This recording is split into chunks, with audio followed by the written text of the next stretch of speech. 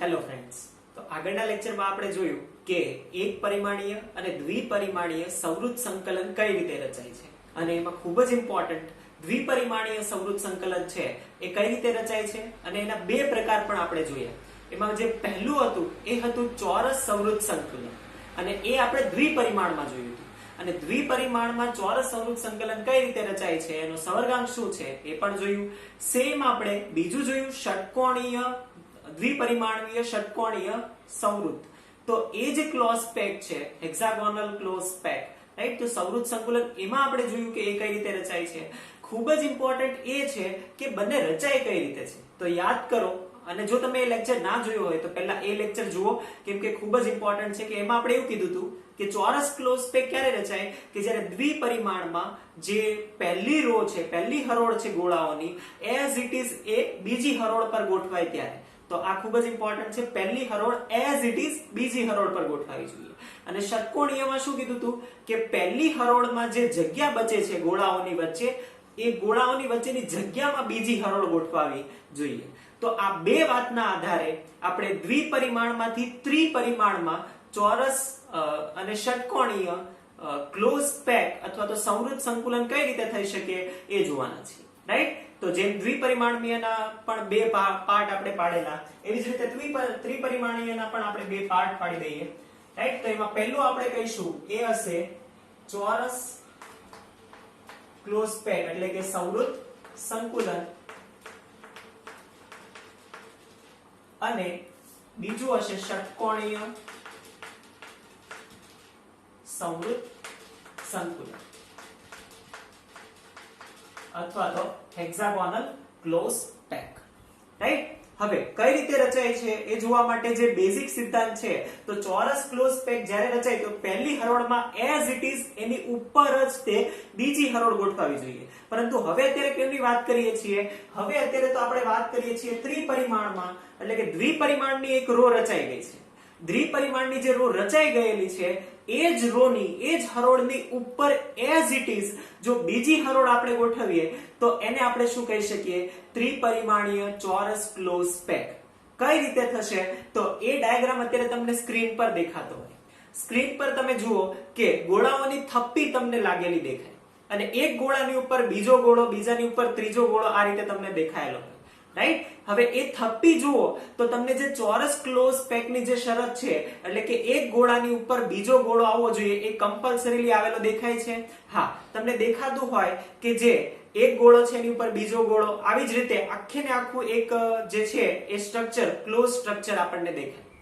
આમાં દેખાય કઈ રીતનું, તો અહીંયા જુઓ તો તમને એક સમઘન આકાર બનતો દેખાય. કઈ રીતે, તો કે જે પાસેના ચાર ગોળાઓ છે એ ગોળાને જો આપણે જોડીએ તો આપણને સમઘન દેખાય.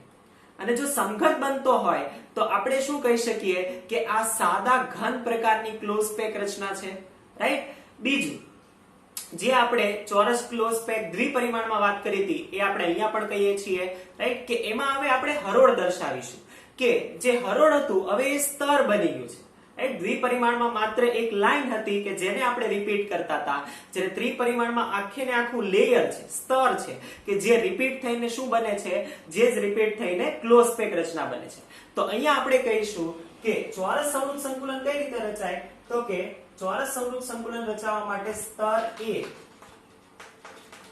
ની ઉપર સ્તર A પુનરાવર્તન પામીને ચોરસ ક્લોઝ પેક અથવા તો ચોરસ સંવૃત સંકુલન રચાય છે.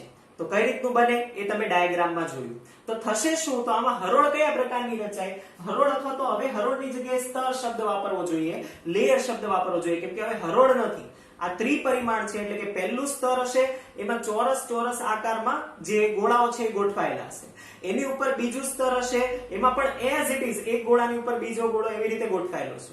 સેમ એની ઉપર ત્રીજું લેયર હશે, એમાં પણ એઝ ઇટ ઇઝ ગોઠવાયેલો છે. તો આમાં જે સ્તર છે એ સ્તર રચના કઈ રીતની હશે, તો સ્તર રચના એ કઈ આકારની હોવી જોઈએ, તો સ્તર રચના હશે એ હશે એ પ્રકારની, રાઈટ. એ રિપીટ થશે, જેવી રીતે દ્વિપરિમાણમાં થતું હતું એવી જ રીતે આમાં પણ થશે, રાઈટ.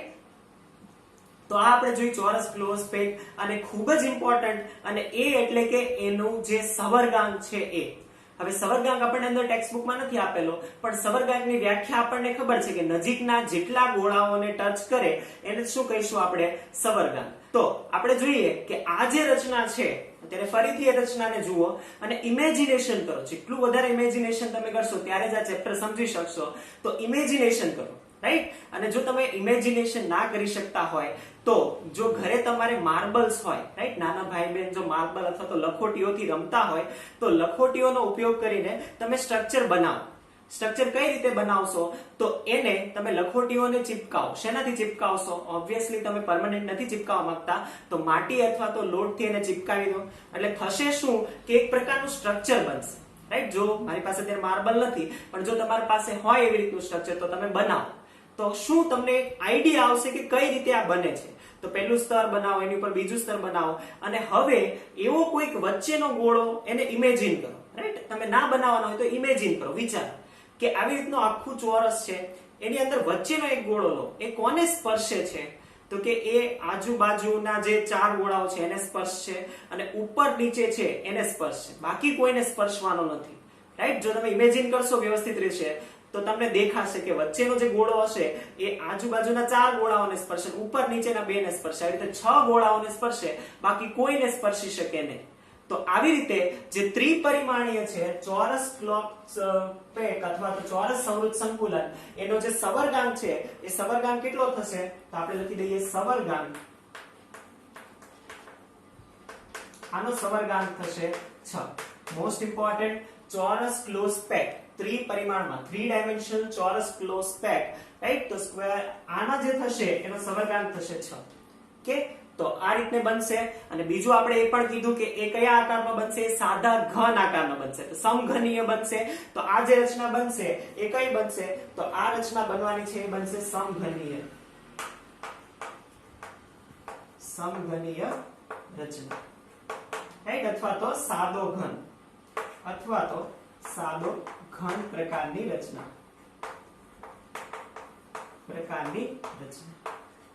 રાઈટ? તો સમઘનીય અથવા તો સાદો ઘન પ્રકારની આ રીતે રચાય છે. શેનાથી? ચોરસ ક્લોઝ પેક. હવે જુઓ, એકચ્યુઅલીમાં આપણે હવે અત્યારે ક્રિસ્ટલ ભણવા લાગ્યા છીએ, કેમ કે આ રીતનું જ્યારે રચાય, કેમ કે ક્રિસ્ટલ 1 ડાયમેન્શન કે 2 ડાયમેન્શન નો હોય, એ તો 3 ડાયમેન્શન હોય. તો અત્યારે હવે જે સ્ટ્રક્ચર બન્યું છે એ એકચ્યુઅલી ક્રિસ્ટલનું સ્ટ્રક્ચર છે. તો એનું પહેલું જે સ્ટ્રક્ચર છે એ સિમ્પલ ક્યુબિક આપણને મળ્યું છે, અને એ સિમ્પલ ક્યુબિક અથવા તો સાદો ઘન એ કેના દ્વારા બન્યું છે? તો એ આ રીતે બન્યું છે. ધ્યાનમાં આવશે, રાઈટ? તો આ પહેલો પાર્ટ પૂરો થયો. સેમ આપણે બીજા પાર્ટમાં કીધું હતું ષટકોણીય સંવૃત સંકુલન, રાઈટ? ષટકોણીય સંવૃત સંકુલન. હવે ષટકોણીય સંવૃત સંકુલન માટે પણ તમે ફરીથી યાદ કરો કે દ્વિપરિમાણીય જે ષટકોણીય સંવૃત છે એ કઈ રીતે રચાયું હતું? તો એમાં ખાસ આપણે એવું કીધું હતું કે જે ગોળાઓનું પહેલી હરોળ છે એની વચ્ચે જે જગ્યા ખાલી રહી છે એમાં બીજી હરોળ ગોઠવાય છે, રાઈટ? તો સેમ આપણે એ જ કરવાનું છે, પરંતુ હવે અહીંયા હરોળની જગ્યાએ શું હશે? આખે આખું સ્તર હશે, અને સ્તરની વચ્ચે જે જગ્યા ખાલી રહેતી હશે એમાં નવા ગોળાઓ ઉમેરાતા હશે, રાઈટ? તો આ ષટકોણીય ક્લોઝ પેકનું જે પહેલું એક સ્તર બની ગયું હતું દ્વિપરિમાણમાં, હવે એના ઉપર આપણે બીજું સ્તર મૂકીએ તો કેવી રચના બને એના માટે છે. તો આમાં પણ આપણે 2 જોવાના છીએ, અને એમાં પહેલું જે જોવાના છીએ એ છે પ્રથમ સ્તર પર દ્વિતીય સ્તર અથવા તો બીજા સ્તરને મૂકતા.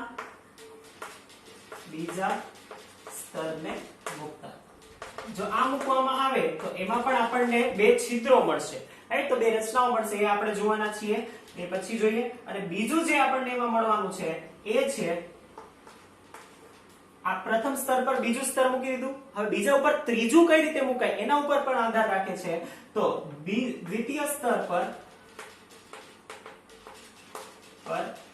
તૃતીય સ્તર ને ગોઠવતા કે મૂકતા. તો આ 2 પ્રકારે ષટકોણીય સંવૃત સંકલનને આપણે જોવાના છીએ, રાઈટ? એકચ્યુઅલીમાં જે સાચું અને વાસ્તવિક સ્ટ્રક્ચર જે બનવાનું છે એ ત્રીજા સ્તરને મૂક્યા પછી બનવાનું છે. શા માટે? કેમ કે ત્રીજું સ્તર એકવાર મૂકી દઈશું ને પછી એ રિપીટ થવા મળશે. ત્રીજું સ્તર મૂક્યા પછી રિપીટ થવાનો ક્રમ આપણને ખબર પડી જશે કે એ ABC પ્રમાણે રિપીટ થાય છે કે AB પ્રમાણે રિપીટ થાય છે. અને એકવાર રિપીટ થવાનો ક્રમ આપણને ખબર પડી જાય તો આપણને ખબર પડી જાય કે આખે ને આખું ક્રિસ્ટલ કઈ રીતનું હોય. રાઈટ? કેમ કે આપણે સ્ફટિકમય ઘનનો યાદ કરો, તફાવતમાં આપણે જોયું હતું કે એમાં લાંબા ગાળાની જે પેટર્ન છે અથવા તો ભાત છે એ જળવાય છે. એટલે AB નો જે ક્રમ છે ને લાંબા ગાળા સુધી હોય. એટલે એકવાર આપણને ત્રીજું સ્તર મૂકી દઈએ, પેટર્ન ખબર પડી જાય તો પછી આપણને ખબર પડી જાય. તો આને આપણે વ્યવસ્થિત રીતે જોવાના છીએ અને ખૂબ જ ઇમ્પોર્ટન્ટ ટોપિક છે, તો ધ્યાનથી જોજો. રાઈટ? તો ડાયાગ્રામ સાથે આપણે જોતા જઈશું. તો સ્ટાર્ટ કરીએ છીએ ષટકોણી સંવૃત સંકલન, અને એમાં પ્રથમ પાર્ટ જે છે એ એટલે કે પ્રથમ સ્તર પર દ્વિતીય સ્તરને મૂકતા. પ્રથમ સ્તર પર દ્વિતીય સ્તરને મૂકતા. રાઈટ? આમાં ખાસ કન્ફ્યુઝ ના થાય એવી રીતે સેપરેટલી જોતા જજો, કેમ કે પહેલા આપણે એક પરિમાણ માટે જોયું, પછી આપણે દ્વિપરિમાણ માટે જોયું, અને હવે અત્યારે આપણે ત્રિપરિમાણ માટે જોઈએ છે. ત્રિપરિમાણમાં પાછા આપણે બે પાર્ટમાં જોયું, એક ચોરસ સંવૃત અને એક ષટકોણીય સંવૃત. હવે ષટકોણીય સંવૃતના જે બે પાર્ટ છે, બે લેયર ગોઠવવાના છે એ જોઈએ છે. ધ્યાનમાં આવશે તો કન્ફ્યુઝ નહીં થતા, આવી રીતે લાઈનમાં વ્યવસ્થિત રીતે તબક્કાવાર યાદ રાખજો. ચાલો, તો પહેલું સ્ટાર્ટ કરીએ છીએ, એ છે પ્રથમ સ્તર પર દ્વિતીય સ્તરને ગોઠવતા. પ્રથમ સ્તર પર દ્વિતીય સ્તરને, દ્વિતીય અથવા તો બીજા સ્તરને ગોઠવતા. રાઈટ? ચાલો, તો આપણે ટ્રાય કરીએ છીએ. પહેલા તો હું એ રચના દોરું કે જે આપણે ષટકોણીય જે રચના બનાવેલી હતી એમાં આપણે દોરેલી હતી. રાઈટ? તો ષટકોણીય સંવૃત દ્વિપરિમાણમાં જે રચના બનાવેલી હતી યાદ કરો, અને જો તમે નોટ્સમાં એ રચના બનાવેલી હોય તો દ્વિપરિમાણમાં પેજ ટર્ન કરીને નોટ્સમાં જો કે દ્વિપરિમાણીય ષટકોણીય કઈ રીતનું બનેલું હતું, તો એ આવી રીતનું બનાવેલું હશે. આપણે કે જે આપણે લાસ્ટ લેક્ચરમાં બનાવ્યો હતો ને, દ્વિપરિમાણીય અને ષટકોણીય માટે એ જ બનાવીશું. થોડા મોટા ગોળાઓ બનાવીએ છીએ કે આપણે સમજવા માટે બનાવીએ છીએ.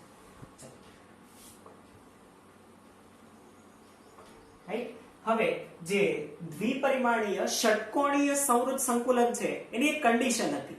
એ કન્ડિશન એવી હતી કે જ્યારે આપણે બીજી હરોળ ગોઠવવાની હોય તો એ ક્યાં ગોઠવવાની હોય, તો એ ઓલવેઝ જે જગ્યા ખાલી પડે છે એમાં ગોઠવવી પડે. તો રાઈટ? તો આ જે જગ્યા ખાલી પડે છે ત્યાં આપણે આ ગોળાઓને ગોઠવીએ છીએ.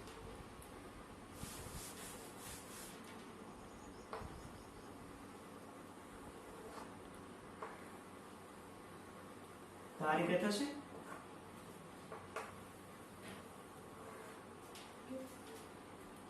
સેમ અહીંયા ઉપર આપણે આ રીતે ગોઠવી શકીએ.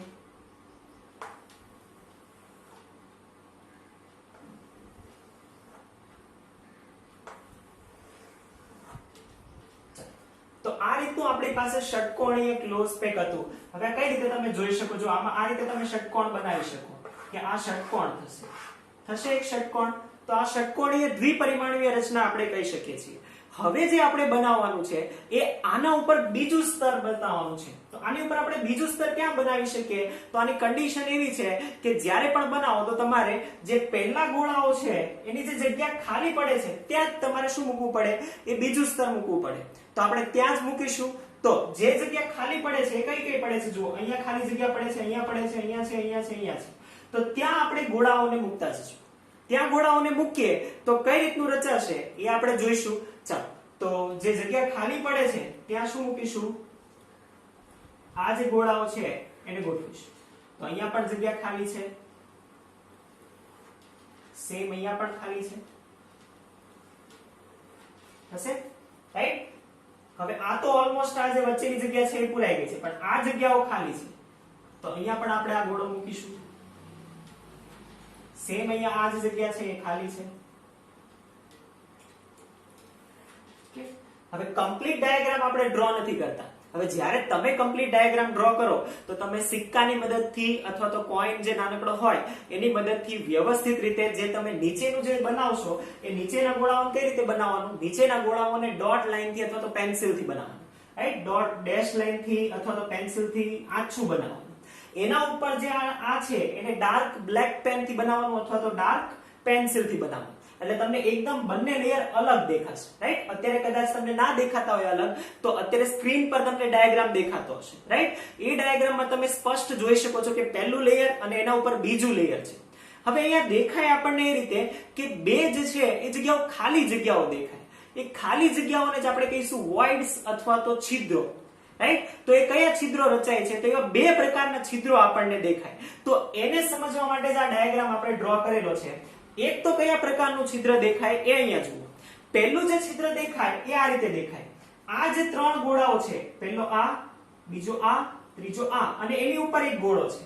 ઇમેજિન કરી શકો છો, રાઈટ? નીચે ત્રણ ગોળા છે, એની ઉપર એક ગોળો છે, તો વચ્ચે કોઈ ખાલી જગ્યા હશે, રાઈટ? ધારો કે 3 ફૂટબોલ છે અને એની ઉપર એક ચોથો ફૂટબોલ આપણે મૂકીએ તો વચ્ચે જે જગ્યા ખાલી રહેશે, એ જે ખાલી જગ્યા રહેશે, આ જે ખાલી જગ્યા રહે એને આપણે કહીશું ચતુષ્ફલકીય છિદ્ર. શા માટે ચતુષ્ફલકીય? કેમ કે જે 4 ગોળાઓ છે એ ચારે 4 ગોળાઓને જ્યારે આપણે જોડીશું તો એ ચતુષ્ફલકીય આકાર બનાવશે, રાઈટ? તો આ જે છિદ્ર અહીંયા છે કે જે ગોળાની અંદર છે એ ઢંકાઈ ગયેલું છે, રાઈટ? કેમ ઢંકાઈ ગયેલું છે? કેમ કે એના ઉપર એક ગોળો છે. રાઈટ? તમારે 3D માં ઇમેજિનેશન કરવાનું છે, 3D માં વિચારવાનું છે. તો અહીંયા જે આ છિદ્ર છે એ છે T. T એટલે કે ટેટ્રાહેડ્રલ. ફાઇન. સેમ અહીંયા જે આ છિદ્ર છે એ છે T ટેટ્રાહેડ્રલ. અહીંયા પણ છે T ટેટ્રાહેડ્રલ, રાઈટ? આ પણ છિદ્ર ટેટ્રાહેડ્રલ જ છે. જુઓ, એક આ, એક આ, એક આ. નીચેના 3 ગોળાઓ અને એની ઉપર આ વચ્ચેનો ઉપરનો ગોળો. તો આ પણ શું થશે? ટેટ્રાહેડ્રલ વોઇડ્સ. આ પણ થશે ટેટ્રાહેડ્રલ વોઇડ્સ, રાઈટ? તો એ થશે જે ટેટ્રાહેડ્રલ વોઇડ છે એ કઈ રીતની આખી રચના ધરાવે છે. તો અત્યારે આખી આખી રચના તમને સ્ક્રીન પર દેખાતી હોય તો એ કઈ રીતે હોય? તો એને સેપરેટ પાડીને તમને દેખાયું. પહેલો જે ડાયાગ્રામ તમને દેખાય છે એ તમને ટોપ વ્યૂ આપેલો છે કે જે આપણે બોર્ડ પર જોઈ શકીએ છીએ એવો વ્યૂ છે. એમાં ટોપ વ્યૂમાં તમને દેખાય કે નીચે બ્લુ સર્કલ છે એ નીચેના 3 ગોળા છે અને ઉપરનો જે છે એ રેડ છે અને રેડ ગોળો ઉપરનો છે. જે બીજો જે ડાયાગ્રામ તમને આપેલો છે એ બાજુમાંથી સાઈડમાંથી આપણે જોઈએ એટલે કે એને અલગ કરેલા છે. જુઓ, અલગ કરીને તમને દેખાયેલા છે કે નીચેના 3 બ્લુ કલરના ગોળા છે, ઉપર રેડ કલરનો ગોળો થોડોક અદ્ધર દેખાયેલો છે કે જેથી વચ્ચે તમને સમચતુષ્ફલકીય છિદ્રનું સ્થાન દેખાય. અને છેલ્લે કે સમચતુષ્ફલકીય શા માટે? તો કે ચારે 4 ગોળાઓને જોડીએ તો એક ડાયાગ્રામ બને. એક જે રચના બનશે એ રચના કઈ રીતની થાય? તો એ આ રીતની રચના થશે, રાઈટ? આ નીચેના 3 ગોળા એનું છિદ્ર અને ઉપરના ગોળાનું છિદ્ર 3D માં વિચારીએ તો એ તમને 3D માં આ રીતનું સમચતુષ્ફલકીય આકાર મળશે કે જે આવી રીતનો હોય, રાઈટ? તો એના જે કેન્દ્ર છે એને જોડો તો તમને કઈ રીતનું છિદ્ર બને એ દેખાડેલું છે.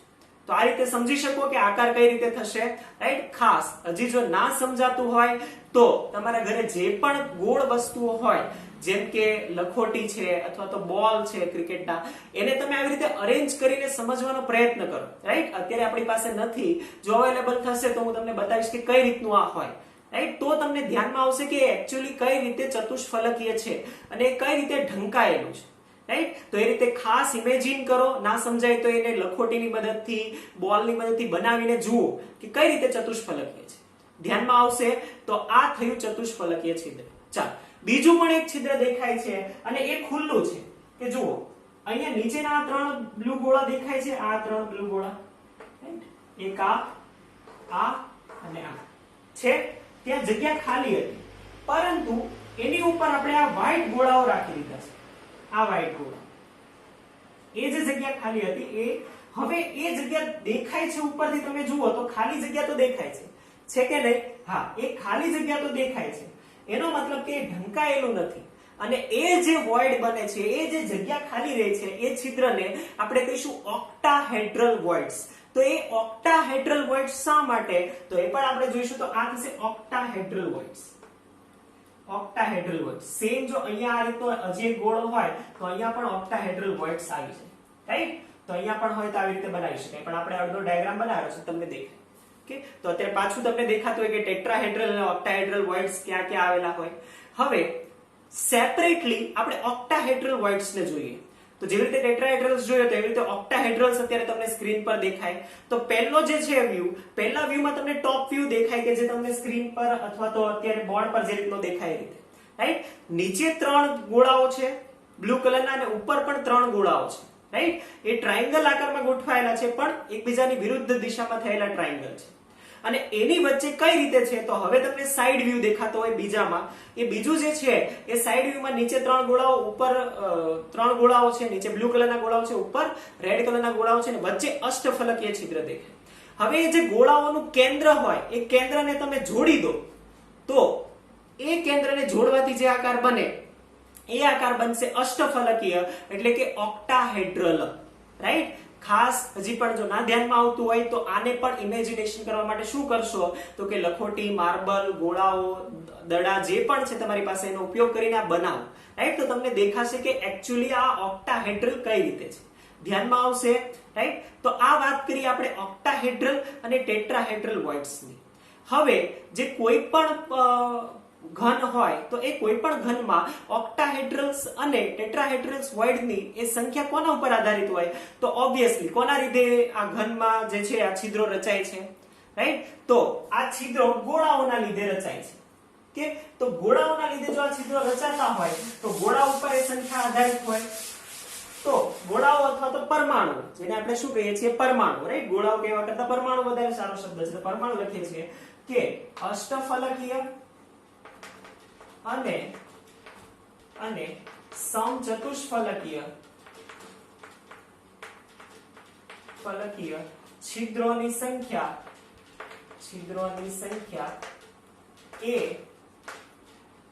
એ ઘનમાં રહેલા પરમાણુની સંખ્યા પર આધારિત છે.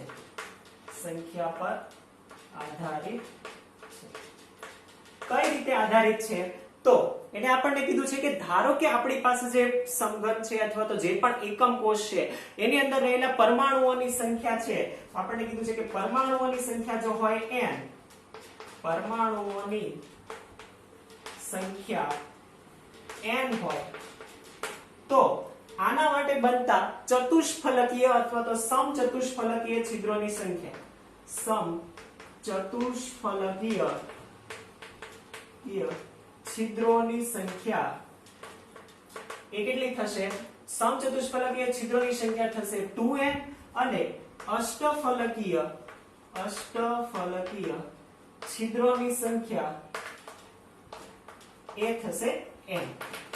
એટલે કે જેટલા ગોળા હોય એટલા જ અષ્ટફલકીય છિદ્રો હોય અને જેટલા પરમાણુ અથવા તો ગોળા હોય એનાથી ડબલ સમચતુષ્ફલકીય છિદ્રો હોય. આવું શા માટે? કેમ સમચતુષ્ફલકીય છિદ્રો ડબલ હોય અને અષ્ટફલકીય છિદ્રો એટલી જ સંખ્યામાં હોય? તો એના માટે ફરીથી એ ડાયાગ્રામ યાદ કરો કે જેની અંદર આપણી પાસે ઓક્ટાહેડ્રલ અને ટેટ્રાહેડ્રલ વોઇડ્સ છે, રાઈટ? ડાયાગ્રામને વ્યવસ્થિત રીતે જુઓ તો તમને ધ્યાનમાં આવશે કે જેટલા પણ પરમાણુઓ અંદર રહેલા છે, કોઈ એક સમઘન અથવા તો એકમ કોષ લઈએ એમાં જેટલા પરમાણુઓ આવશે એટલા જ તે શું આવી શકે?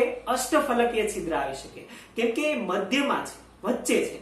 પરંતુ એક ગોળો હોય તો એની આસપાસ બે ચતુષ્ફલકીય છિદ્ર આવી શકે છે, રાઈટ? તો એની આસપાસ બે ચતુષ્ફલકીય છિદ્ર આવી શકે છે. આથી ચતુષ્ફલકીય છિદ્રોની સંખ્યા એ જેટલા પરમાણુઓ હોય એની કરતા ડબલ હશે. ધ્યાનમાં આવશે, રાઈટ? તો આ યાદ રાખવાનું છે, આ ખૂબ જ ઇમ્પોર્ટન્ટ છે, ખૂબ જ ઇમ્પોર્ટન્ટ છે, કેમ કે આના આગળ જ હમણાં જે ઉદાહરણના દાખલાઓ છે આ બે સ્ટેટમેન્ટ પર આધારિત છે, રાઈટ? આના જ આધારિત છે. આમ તો આ ત્રણ સ્ટેટમેન્ટ ઉપરથી બધા દાખલા સોલ્વ કરી શકાય. ખૂબ જ ઇમ્પોર્ટન્ટ છે, આ ત્રણ સ્ટેટમેન્ટ યાદ રાખવાનું છે. યાદ રહેશે? ચાલો, તો આ આપણે વાત કરી અત્યાર સુધીમાં, એ વાત કરી અષ્ટફલકીય અને સમચતુષ્ફલકીય છિદ્રોની, રાઈટ? તો આ જે છિદ્રો છે એ કઈ રીતે રચાય? તો પહેલું આપણે કીધું કે જે ષટકોણીય પ્રથમ સ્તર પર બીજા ષટકોણીય સંવૃત સંકુલનમાં પ્રથમ સ્તર પર બીજા સ્તરને ગોઠવવામાં આવે ત્યારે આ રચાય, રાઈટ? તો હજી આપણે ષટકોણીયની અંદર જ છીએ. એમાં પહેલા સ્તર ઉપર આપણે બીજું સ્તર ગોઠવી દીધું છે અને હવે બીજા સ્તર પર ત્રીજા સ્તરને ગોઠવવાના છીએ. તો આપણે કહીશું શેમાં જોઈએ છીએ તો કે ત્રિપરિમાણીય સંવૃત સંકુલન જ જોઈએ છીએ. અને ત્રિપરિમાણીય સંવૃત સંકુલનમાં જ આપણે બે પાર્ટ જોયા. એમાં પહેલું જોયું પહેલા સ્તર પર બીજું સ્તર, અને બીજું જોઈ રહ્યા છીએ એ છે ખૂબ જ ઇમ્પોર્ટન્ટ, અને એ એટલે બીજા સ્તર પર ત્રીજા સ્તરની ગોઠવણી. હવે આ ખૂબ જ ઇમ્પોર્ટન્ટ છે, કેમ કે અહીંયાથી જે વાસ્તવમાં ક્રિસ્ટલની રચના છે, સ્ફટિકની રચના છે એ આવશે. જેવી રીતે ચોરસ સંવૃત સંકુલન એ કયો ઘન બનાવતો હતો? કયા પ્રકારનો ઘન બનાવતો હતો? યસ, સમઘનીય સંવૃત સંકુલન, સમઘનીય સાદો ઘન બનાવતો હતો. એવી જ રીતે જે ષટકોણીય સંવૃત સંકુલન છે એ કયા પ્રકારના ઘન બનાવી શકે એ જે છે એ ત્રીજા સ્તર ગોઠવાયા પછી ખબર પડે. કેમ ત્રીજા સ્તર ગોઠવ્યા પછી ખબર પડે? કેમ કે મેં તમને પહેલા પણ કીધું કે ત્રીજું સ્તર ગોઠવાય પછી પેટર્ન નક્કી થઈ જાય કે હવે કયા પ્રકારની પેટર્ન ગોઠવાશે. તો બીજું સ્તર ગોઠવાયું ત્યાં લગીની કઈ રીતની પેટર્ન હતી? તો કે પહેલું સ્તર હતું એને આપણે કહી દઈએ A, તો બીજું સ્તર ગોઠવાય એને આપણે કહેવું પડે B. કેમ? કેમ કે એઝ ઇટ ઇઝ ઉપર નતું ગોઠવાતું. ક્યાં ગોઠવાતું હતું? જે બે ગોળાઓની ત્રણ ગોળાઓની વચ્ચે ખાલી જગ્યા પડતી હતી એમાં ગોઠવાતું હતું. એટલા માટે આપણે જે પહેલું સ્તર છે એને કહેવું પડશે A અને બીજું સ્તર છે એને કહેવું પડશે B. તો બે સ્તર ગોઠવાઈ ગયા છે. હવે ત્રીજું સ્તર જે ગોઠવાશે એના પરથી આપણને પેટર્ન ખબર પડી જશે કે કયું ગોઠવાય છે. રાઈટ? તો એ ત્રીજું સ્તર એ બે રીતે ગોઠવાઈ શકે. કઈ રીતે? તો ફરીથી હવે એ ડાયાગ્રામ બનાવતો નથી કેમ કે મેં ઇરેઝ કરી દીધો છે. જે આપણે ફરીથી ડાયાગ્રામ બનાવેલો હતો એ ડાયાગ્રામ ફરીથી જુઓ તો જેમાં આપણે અષ્ટફલકીય અને ચતુષ્ફલકીય છિદ્રો દર્શાવેલા હતા. રાઈટ? તમને દેખાતો હશે પણ સમજવા માટે નાનકડો ડાયાગ્રામ બનાવી જ લઈએ. ચાલો તો કઈ રીતનો ડાયાગ્રામ હતો તો એને સમજવા માટે બનાવીએ છીએ. તો આવી રીતે આ રીતે બનાવીએ છીએ ડાયાગ્રામ.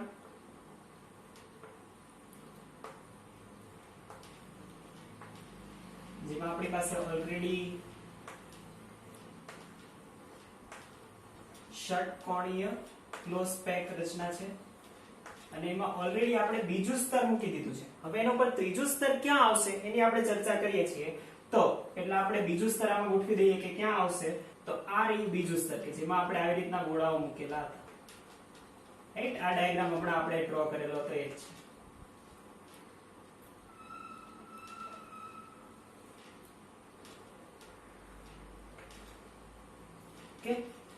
થોડું ધ્યાનમાં આવશે. હવે જે આપણે જોવાના છીએ એ આપણે એ જોવાના છે કે ત્રીજું સ્તર કઈ રીતે ગોઠવાય. તો જે ત્રીજા સ્તર માટે આપણે વાત કરવાના છીએ ને તો એ છિદ્રોને ઢાંકતી રચનાની વાત કરવાના છીએ કે જે બીજા સ્તર દ્વારા રચાયેલું છે. તો આપણે આ સ્તર એ કહીએ છીએ કે જે આપણે વ્હાઇટ ચોકથી દર્શાવેલું હતું. આ છે સ્તર B. રાઈટ?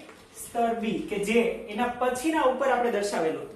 હવે એક નવી એક રચના આપણે કરવા જઈ રહ્યા છીએ કે જેને આપણે શું કહીશું તો આની અંદર આપણે એને કહીએ છીએ એ રચના છે કે જે શું દર્શાવે છે તો કે બીજા સ્તર દ્વારા કંઈક સમચતુષ્ફલકીય છિદ્રો રચાયેલા હશે. જેમ કે બીજું સ્તર આપણે લઈ લઈએ તો એના દ્વારા રચાયેલું સમચતુષ્ફલકીય છિદ્ર કઈ રીતે હોય અથવા તો ક્યાં હોય?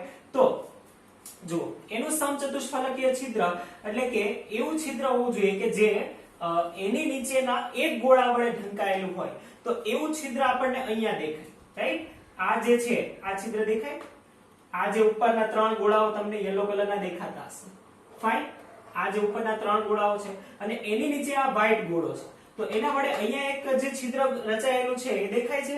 રાઈટ? તો એ કયા પ્રકારનું છિદ્ર છે? રાઈટ? એ ટેટ્રાહેડ્રલ વોઇડ્સ છે અથવા તો સમચતુષ્ફલકીય છિદ્ર દેખાય. એક્ઝેક્ટ પરફેક્ટ ડાયાગ્રામ નથી નહીં તો તમને દેખાતે, પરંતુ અહીંયા તમે આવી રીતે જોઈ શકો છો કે આની નીચે એક ગોળો છે, એની ઉપર ત્રણ ગોળા છે, તો એ પણ સમચતુષ્ફલકીય છિદ્ર જ થશે.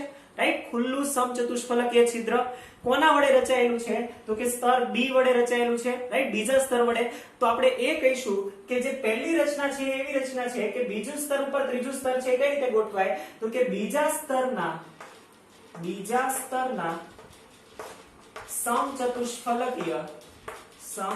સમચતુષ્ફલકીય છિદ્રોને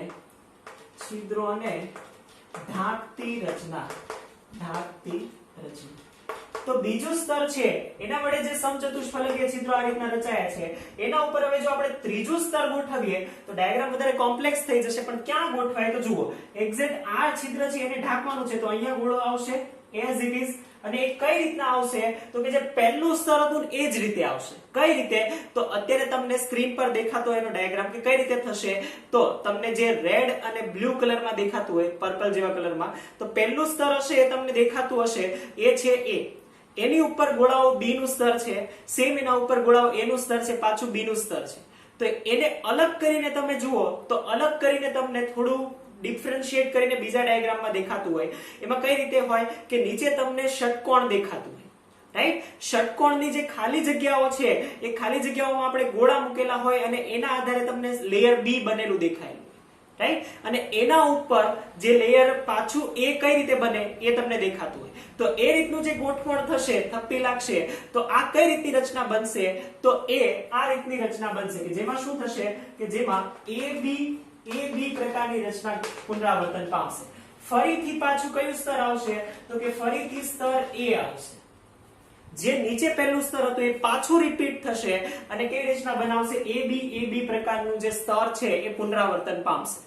રાઈટ? અને એના લીધે કેવા પ્રકારનું સ્ટ્રક્ચર બને? તો એ સ્ટ્રક્ચર તમને દેખાતું હોય અને એ સ્ટ્રક્ચરને જ આપણે કહીશું ષટફલકીય અથવા તો ષટકોણીય ક્લોઝ પેક. રાઈટ? યાદ કરો, હવે આ સ્ફટિક રચના છે. ષટકોણીય અથવા તો હેક્સાગોનલ ક્લોઝ પેક, એને જ આપણે કહીશું HCP. કોના વડે રચાય? તો કે સમચતુષ્ફલકી છિદ્રોને ઢાંકતી રચના છે એના વડે આ ષટકોણીય અથવા તો હેક્સાગોનલ ક્લોઝ પેક રચના બને. તો આ જે રચના બનશે એને આપણે કહીશું ષટકોણીય અથવા તો ષટફલકીય ક્લોઝ પેક.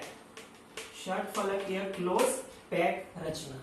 તો આ ષટફલકીય ક્લોઝ પેક રચના બનશે જેની આપણે વાત કરી. રાઈટ? અને એમાં એ બી પ્રકારનું પુનરાવર્તન પામશે. તો આ ક્લોઝ પેક રચના થઈ HCP. રાઈટ? હવે ફરીથી હું તમને પુનરાવર્તન માટે યાદ કરાવું કે આપણે હમણાં જ્યારે ચોરસ ક્લોઝ પેક ની વાત કરી હતી ત્યારે કયા પ્રકારનો ઘન બનતો હતો? ત્યારે સાદો ઘન અથવા તો સમઘનીય બનતો હતો. રાઈટ? હવે આપણે ષટફલકીય અથવા તો HCP પર આવ્યા છીએ. તો આ બન્યો છે HCP, હેક્સાગોનલ ક્લોઝ પેક. ફાઇન. ચાલો, તો હવે આમાં આપણે સબરગાંઠની પણ સાથે સાથે વાત કરી દઈએ. આપણને છેલ્લે સબરગાંઠ આપેલો છે, પરંતુ આપણે સાથે સાથે જ કહી દઈએ કે આનો સબરગાંઠ કેટલો થાય? તો આ જે રચના છે એનો સબરગાંઠ થશે સૌથી મેક્સિમમ અને એ થશે 12. કોઈ પણ એક ગોળો લઈ લો તો એ બાકીના 12 ગોળાઓને સ્પર્શ કરતો હશે. અને એટલું જ નહીં, આ જે રચના છે ને એ મેક્સિમમ ખીચોખીચ ભરાયેલી રચના છે. એટલે કે આમાં કોઈ એરર એટલે કે અંદર જે છે ખાલી જગ્યા મિનિમમ હશે.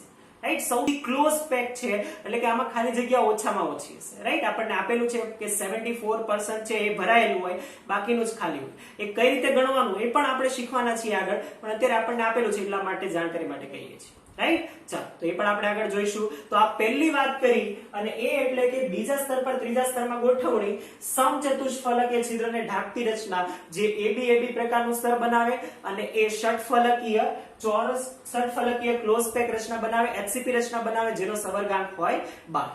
ધ્યાનમાં આવશે તો આ HCP રચનાની વાત થઈ. રાઈટ? તો આ રીતે HCP રચાય. તો ખાસ ખૂબ જ ઇમ્પોર્ટન્ટ છે કે HCP આ બધા વર્ડ જે છે એ સમજજો. રાઈટ? તો એ ખૂબ જ ઇમ્પોર્ટન્ટ થશે. ચાલો, હવે બીજા તરફ આગળ વધીએ છીએ અને એ એટલે કે આપણે જે આગળ વાત કરવાના છીએ કે બીજું કયું ઢાંકતી રચના બની શકે? તો કે અહીંયા જે આ ખાલી છિદ્રો પડતા હતા એ તો ઢંકાઈ ગયા છે. રાઈટ? જે આ છિદ્રો એટલે કે એને ચતુષ્ફલકીય છિદ્ર ઢંકાઈ ગયા છે. હવે યાદ કરો કે અહીંયા સેમ આ જ ડાયાગ્રામમાં જુઓ. રાઈટ? એટલે ડાયાગ્રામ ફરીથી આપણે બનાવવો ના પડે. સ્ટ્રેમ આ ડાયાગ્રામમાં જુઓ. આ જે છે આ 3 યલો ગોળાઓ જે છે ઉપરના દેખાય છે તમને, આ 3 ગોળાઓ. રાઈટ? આ 3 ગોળાઓ અને એની નીચેના તમને આ વ્હાઈટ 3 ગોળાઓ દેખાતા હોય. રાઈટ? આ વ્હાઈટ 3 ગોળાઓ દેખાય છે અને એની વચ્ચેનું જે આ છિદ્ર છે, આ છિદ્ર કયા પ્રકારનું છે કોણ કહી શકે? તો આ છિદ્ર જે છે એ છે અષ્ટફલકીય છિદ્ર. કેમ કે નીચે 3 ગોળાઓ, ઉપર 3 ગોળાઓ છે એવી રચના.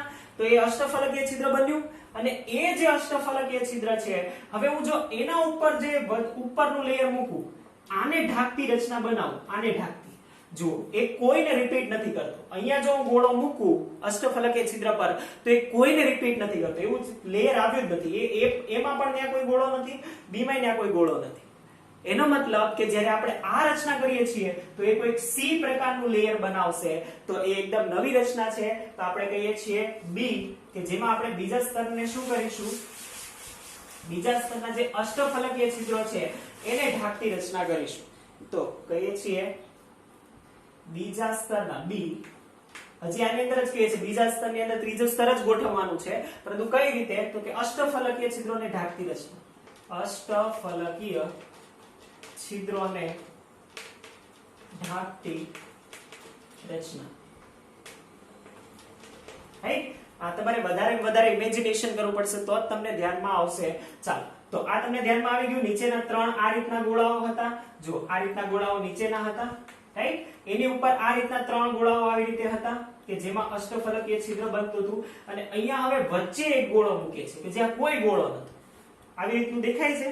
ન્યા ગોળો મૂકે છે તો એ સી પ્રકારનું ત્રીજું લેયર બનાવે છે અને એ હવે અત્યારે તમને ડાયાગ્રામમાં દેખાતું હોય. રાઈટ, સ્ક્રીન ઉપર કઈ રીતે હોય તો પહેલા તમને દેખાતું હોય કે રેડ કલરનું એક લેયર છે કે જે સમઘનીય છે, પછી પર્પલ કલર બ્લુ કલરમાં તમને એક ગોળો દેખાતો હોય, એના ઉપર સી લેયર આવે ને ફરીથી એ લેયર પછી પુનરાવર્તન પામે, રાઈટ, એટલે કે ABC એમ પુનરાવર્તન પામશે.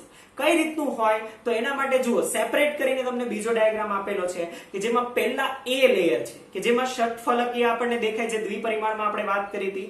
એના ઉપર બી લેયર જે આપણે ગોઠવ્યું હતું એ યાદ કરો, એ ષટકોણીય જે આપણે હમણાં જે ષટફલકીય રચના જોઈ એમાં પણ સેમ હતું બી લેયર, આમાં પણ સેમ છે. પરંતુ જે ત્રીજું લેયર છે એ ત્રીજું લેયર કંઈક અલગ છે અને એ લેયર આનામાં કઈ રીતનું આવશે એ તમને દેખાય કે જે એ અને બી પૈકી કોઈ નથી, એ અને બી કરતા અલગ છે અને એ લેયર પછીનું જે લેયર છે એ રિપીટ પામશે. તો આમાં આપણે કહીએ કે આ જે છે એ કોને ઢાંકતી રચના છે તો કે અષ્ટફલકીય છિદ્રોને ઢાંકતી રચના છે. બીજું કે આમાં જે છે શું થાય તો કે ABC આ રીતની જે પેટર્ન છે, આ રીતની પેટર્ન કન્ટિન્યુઅસલી ફોલો થતી હોય, રાઈટ, એટલે આ રીતની પેટર્ન થશે.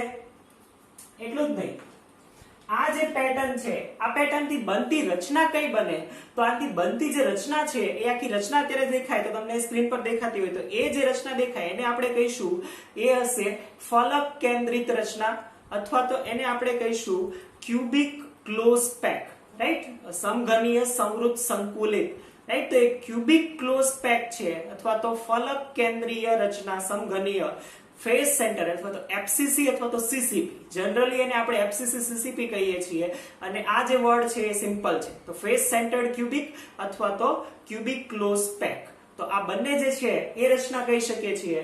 તો આ કઈ રીતે બનશે તો એ બનશે ફેસ સેન્ટર ક્યુબિક અથવા તો એને જ આપણે કહીએ છીએ ક્યુબિક ક્લોઝ પેક, રાઈટ. તો એને FCC પણ કહીએ છીએ અથવા તો CC પણ કહીએ છીએ, CCP. બંને સેમ જ છે, રાઈટ. આપણે ખાલી શબ્દ અલગ કરેલા છે, બાકી બંને સેમ છે, રાઈટ. તો આ આપણે વાત કરી કે આ શાથી બને છે તો કે જ્યારે અષ્ટફલકીય છિદ્રને ઢાંકતી રચના બને તો આવી રીતનો સમઘન બને અને એ આપણને સ્ક્રીન પર દેખાય કે કયા પ્રકારનો હોય, FCC અથવા તો CCP પ્રકારનો હોય. સેમ આમાં પણ આપણને સવર્ગાંક કીધેલો છે કે આનો પણ સવર્ગાંક કેટલો હોય તો આનો સવર્ગાંક તો એટલો જ હોય, કેટલો જેટલો અગાઉમાં હતો એટલો 12, રાઈટ. આનો પણ સવર્ગાંક 12 હશે એટલે કે કોઈ પણ ગોળો એ બીજા 12 ગોળાઓને સ્પર્શતો હોય, રાઈટ. મેક્સિમમ ગોળાઓને સ્પર્શે છે એટલે આની પણ જે પેકિંગ ક્ષમતા છે, મેક્સિમમ એકબીજા સાથે જકડાવાની ક્ષમતા છે એ સૌથી વધારે હોય, એ પણ 74% હોય. કઈ રીતે હોય આગળ આપણે જોવાના જ છીએ. અને આમાં ખાલી જગ્યા બહુ ઓછી હોય, રાઈટ. જે આપણે અગાઉ વાત કરી ને સાદો ઘન જે ચોરસ ક્લોઝ થી બનતું હતું એની કરતા આમાં જે છે એ ખાલી જગ્યાઓ ખૂબ ઓછી હોય એટલે આ મોસ્ટ ઇફિશિયન્ટ છે. હવે એક બહુ જ ઇમ્પોર્ટન્ટ આપણને આપેલું છે ને વારંવાર ઘણી વખત MCQ માં પૂછાય છે અને એક્ઝામ્પલ આપેલા છે કે કયા ઘન આ FCC અને CCP પ્રકારની રચના દર્શાવે છે. તો એના માટે એક આપણે સ્ટેટમેન્ટ લખી રાખીશું કે જે કોપર અને સિલ્વર જેવા ઘન છે, કોપર અને સિલ્વર જેવા ઘન એ FCC અથવા તો CCP પ્રકારની રચના દર્શાવે છે, રાઈટ. તો કોપર અને સિલ્વરના ઘન આ પ્રકારની રચનાઓ દર્શાવે છે. તો આ આપણને આપેલું છે. તો આ આપણે વાત કરી કે જે સંવૃત સંકુલન છે એની. હવે લાસ્ટમાં આપણે બ્રીફમાં આખેને આખું ક્લિયર કરી લઈએ કેમ કે ઘણું બધું આપણે એક સાથે જોયું છે તો થોડું કન્ફ્યુઝ થાય એવું છે. તો કન્ફ્યુઝ ના થાય એટલા માટે પહેલા 1 ડાયમેન્શન થી જ આપણે સ્ટાર્ટ કરીને શું કરશું આખે ને આખું બ્રીફમાં જોઈ લઈએ એટલે આપણને શું આખું ધ્યાનમાં આવી જાય, રાઈટ. તો હવે સમજમાં આવી ગયું હશે કેમ કે ડાયાગ્રામ થી થોડું ઘણું ક્લિયર થયું હશે. આ બધા ડાયાગ્રામ તમારે બનાવવા ફરજિયાત છે. હા, નોટબુકમાં તમારે ડાયાગ્રામ વ્યવસ્થિત બનાવવાના છે તો જ ધ્યાનમાં આવશે, રાઈટ. ચાલો તો આખે ને આખું આપણે એકવાર બ્રીફમાં જોઈ લઈએ તો આપણને જે છે 1 ડાયમેન્શન થી લઈને કઈ રીતે આવેલું છે તો એ ધ્યાનમાં આવી જાય. ફાઇન. તો આ જે છે લાસ્ટ એ ખૂબ જ ઇમ્પોર્ટન્ટ છે અને જે પણ છે એ લાસ્ટમાં આપણે જે કવર કરવાના છીએ એ